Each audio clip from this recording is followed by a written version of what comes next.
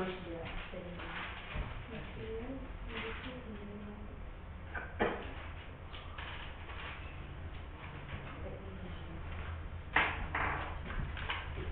Okay.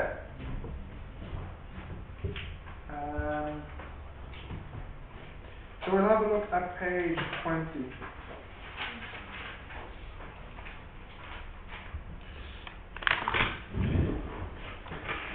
Okay, look up. So next one.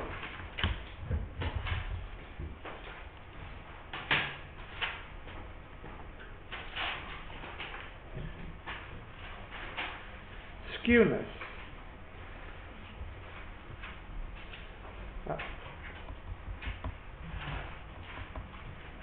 Are you looking? Okay, so like I said in the last lesson, usually when we draw our histogram, its shape is usually some type of shape like this. So we have some vocabulary to describe the shape.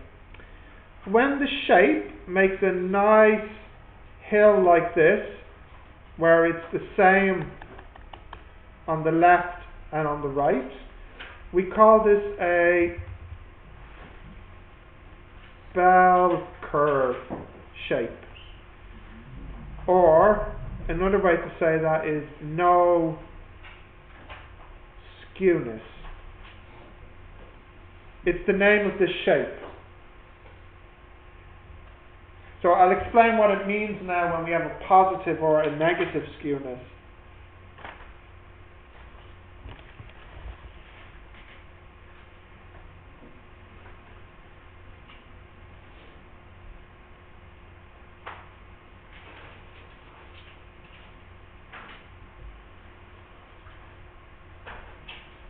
Yeah.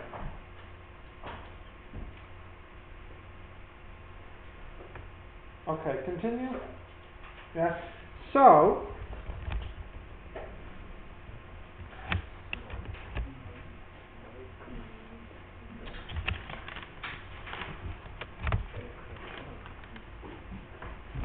next one is if we have a positive skewness. Actually, maybe I'll just go back to this one. One sec, my pad's broken. It's getting tired.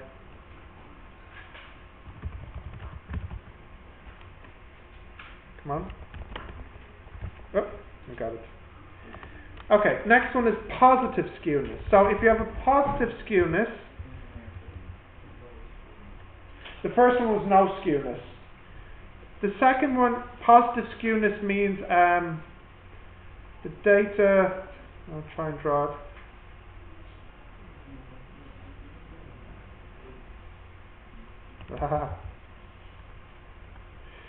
It's got a fat tail on the right here. So this one here, we say the skewness is positive. By the way, the symbol for skewness is this symbol here. Does anyone know this symbol? Greek letter? Did somebody say it? No? This symbol is Greek, it's called kappa.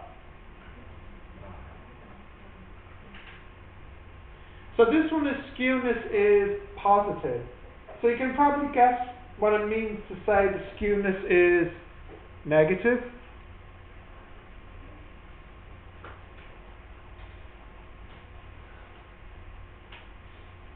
Oh, so ugly. Skewness is,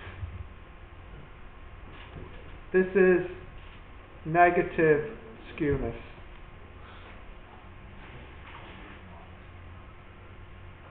What's the name? Huh? Does it have a name? The letter? No, a name, like bell curve. No, it doesn't. Just you can say, you can use it as an adjective. Well, you can say positively skewed bell curve or negatively skewed bell curve. So this one here would be positively skewed bell curve.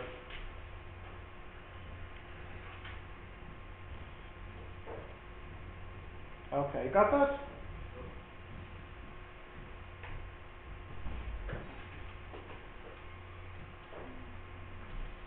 Yeah. Continue. Yeah. Okay, so next is another shape. So the first shape we did was a bell curve. So sometimes you get histograms that look kind of like this.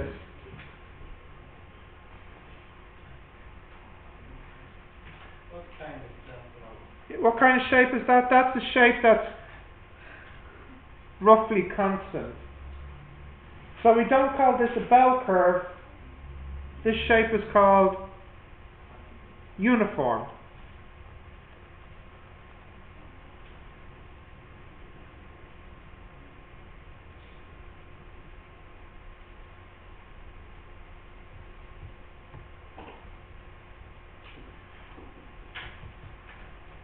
Yep. Okay, next one. Bell curve that looks like, or not bell curve, a histogram that looks like this now.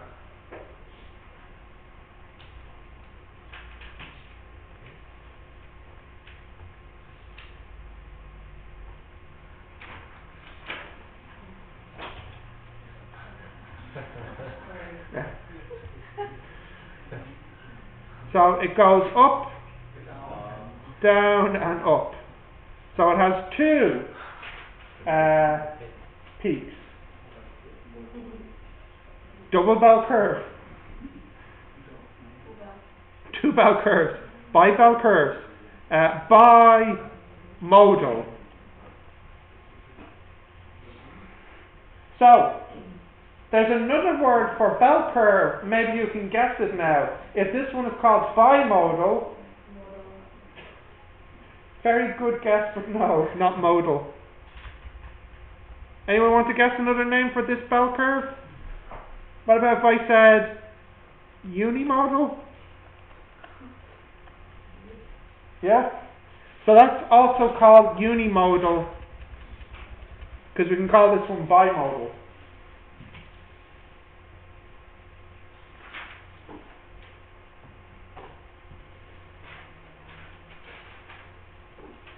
Yeah? Huh?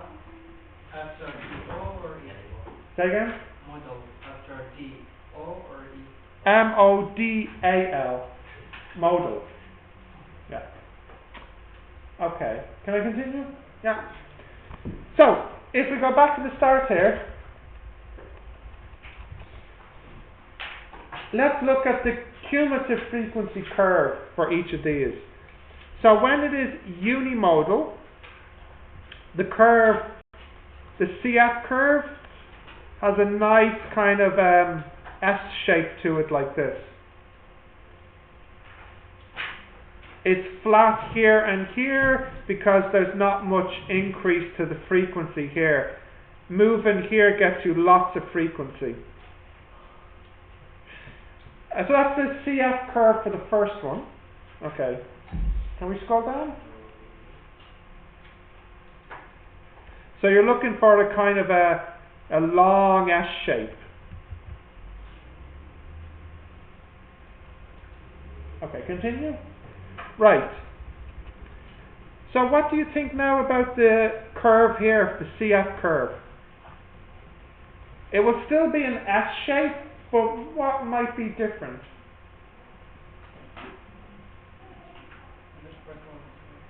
Yeah, the shape. How will the shape be different? Huh?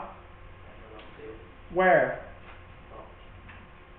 Yes, and at the start? No, what? That's something at the start. What? Okay. Well, you're half right then. It'll have a long tail at the end. So for this type of graph, it rises quickly and then levels off. And for this one, the opposite. It rises slowly and then does most of its increasing at the end.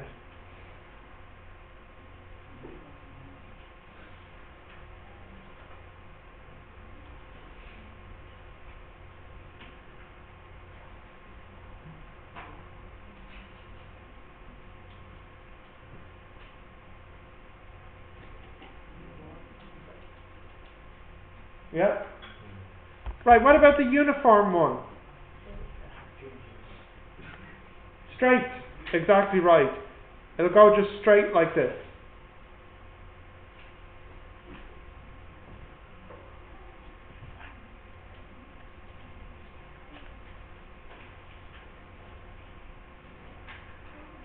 And what can you imagine for the cumulative frequency here? How does the frequency add up and change over the distance?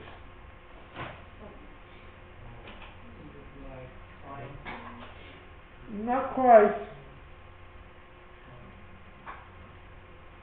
It will be an S shape to begin with, and then instead of getting flat, what happens when it gets here, it becomes another S shape.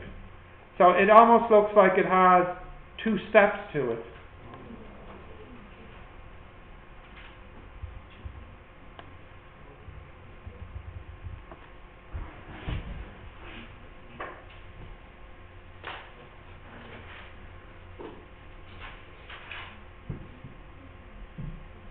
Okay, continue.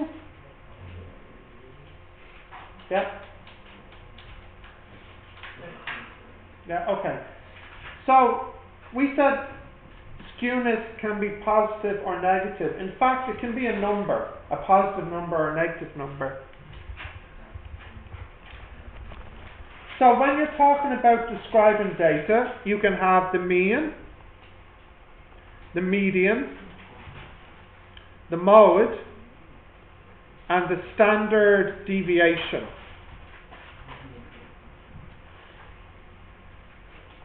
What do these three describe? Well, it describes where the center is. And what does this one describe? The standard deviation, the sigma. What does that represent? Yeah, very good. The spread. So the skewness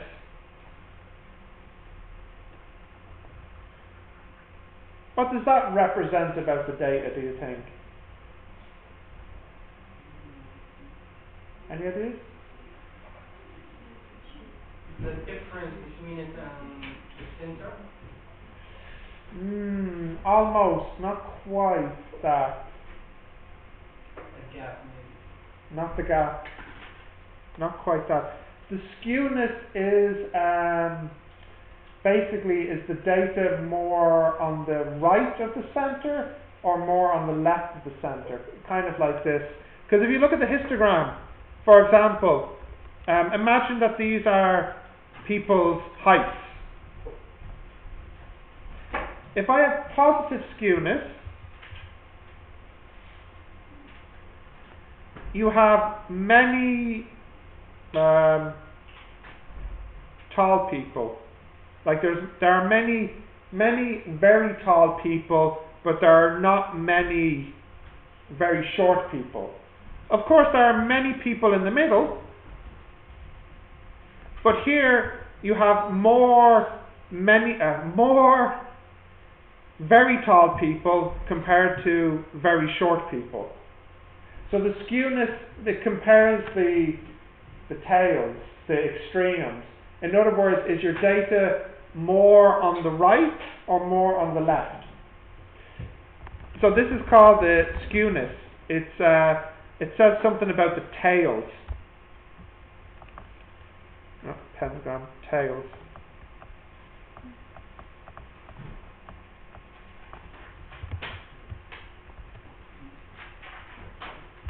Now, you can calculate skewness just like you can calculate average and standard deviation. So the formula is not an exact formula because there are actually many formulas. So for this course you only need one formula, and it's a simple formula, and in fact I don't even think that they'll ask you it in the exam, but just in case they do, this is the formula.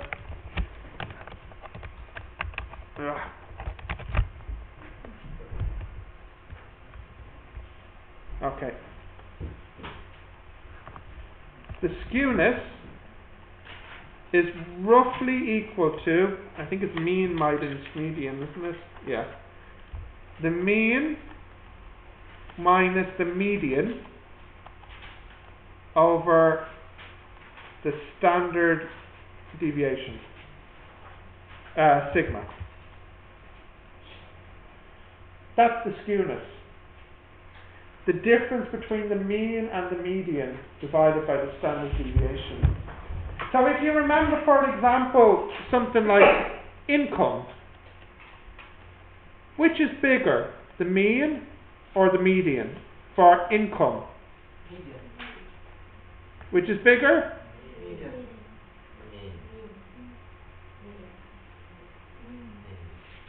Mean is bigger. So if the mean is bigger than the median, what type of data is it positive or negatively skewed? It's positive. So that means that you should have a big fat tail on the right. And when you think about it for income, you do. There are many.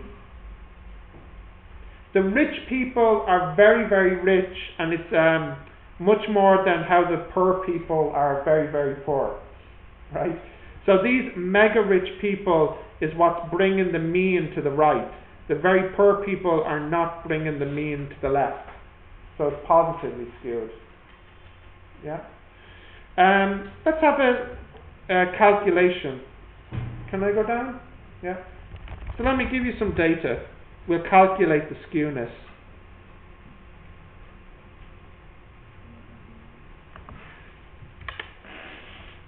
So you know how to calculate the mean, that's easy, and you know how to calculate the standard deviation.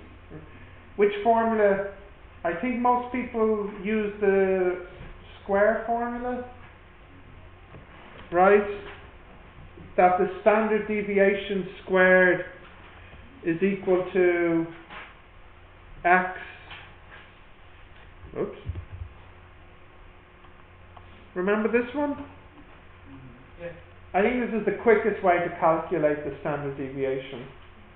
And this is the mean of x. Okay, so I'll give you some data. Let's say 5 x. 5 1 2 3 1 0 6 7 5 3.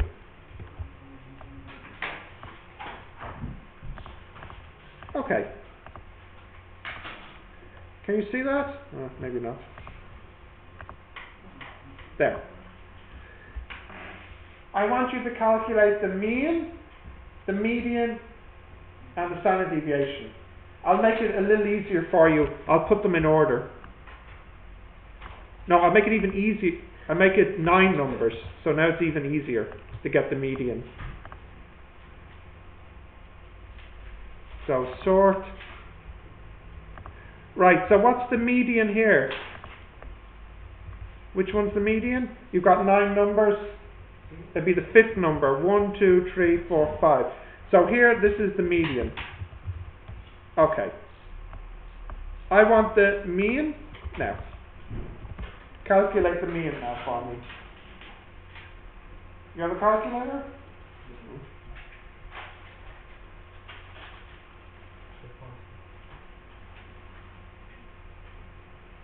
3.2? Tony got 3.2? I must be wrong, so. No, I believe you. Right, 3.2. So,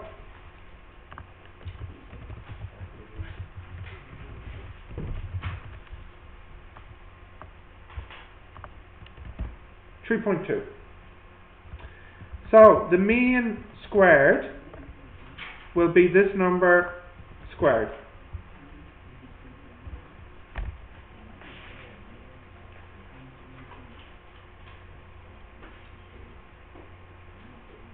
Okay, what do I need to do next to get the standard deviation? What's next? Not yet, no, not minus yet. The square what? Of each. The x, isn't it? So the x squared will be 0, 1, 1, 4, 4, 25, 25, 36, and 49. So the average here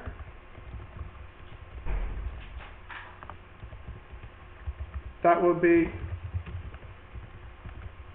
all of these. Okay. Now the standard deviation is square root this number minus this number. 2.39. The mean we said was this number, and the median 2. So let's calculate the skewness now. Skewness equals, okay, so calculate that for me. Skewness.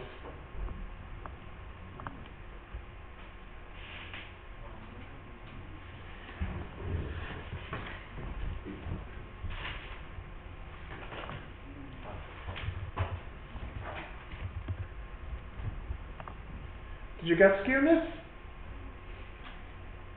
Yeah? Okay, so it is equal to the mean minus the median divided by standard deviation. So it's positive. It's a little positive. So it means the tail on the right is a little bigger than the tail on the left. So it's got a longer tail on the right. Does it mean anything like small or big? Yeah, it does. True. Listen. So, does it mean anything if this is a big or small number? Yes. The nearer this is to 0, the more balanced the tails are. If this number is really big, then one of the tails will be really big compared to the other tail. Now, can you just, do you have these numbers here written down? I just want to type them in here to make the graph for you. Okay, so the data is 0, 1, 1, 2, 2, 5, 5, 6, 7. Okay, let's draw the histogram.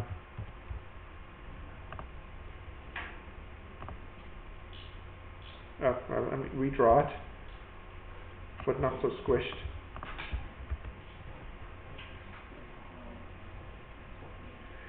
Okay. So this is the histogram. So you can see that, well, actually I should say, in the exam, they often ask you to describe the histogram you just drew. So if you drew a histogram like this, firstly, double check you didn't make a mistake because it's a U shape. But that's okay here. So I just made the numbers up. So what word would describe this histogram? Beautiful, yes. Wonderful, yes. But the words I gave you today, what would describe this? Yeah, which word best describes this one? Yeah, which one? Bimodal. Yeah. Bimodal. It has two peaks. Yeah. Now, why is this one positively skewed? Because remember we got 0.5 is positive. Well, if you look at the tail on the right, you see here 4, 5, 6, 7. You see that tail? That tail is a little bit bigger in total than 0, 1, 2. A little bit bigger. That's why the skewness is only a little more than 0. Wait, no. So what I would like you to write down with this is a sentence. In the exam, they would want to hear something like, this is a bimodal histogram with positive skewness. So can you write that down? This is a bimodal histogram. Albert, are you writing this down? Histogram with, don't you write TH with? I know my TH is so terrible. With positive skewness. Can you know the skewness from the graph? Yeah, can you measure from the graph? No, you need to have the data to calculate it. You mean you can kind of suggested from the graph. Yeah, it's Yeah, so like if I was looking at this graph, I know that it's barely skewed. It's a tiny bit bigger on the right than the left. So that should be a number that's a little bit more than 0, but still less than 1. Anything that's more than 1, it should be clear that it's skewed. So for example, with the income, the skewness is probably like 2 or 3. It should be very clear that it's skewed. But usually the skewness is a number between, -3 and 3, something like this. But this one, like, this graph is not. No, so it's only 0.5. Yeah, it's not clear as well. No, no, it's not. When in the exam, you get a clear graph to draw. Yeah. Okay, thank you. Let me think now. So like I said, I'll try and have the results for you on Friday. But imagine that this is not going to happen. It'll be better when I do it that way.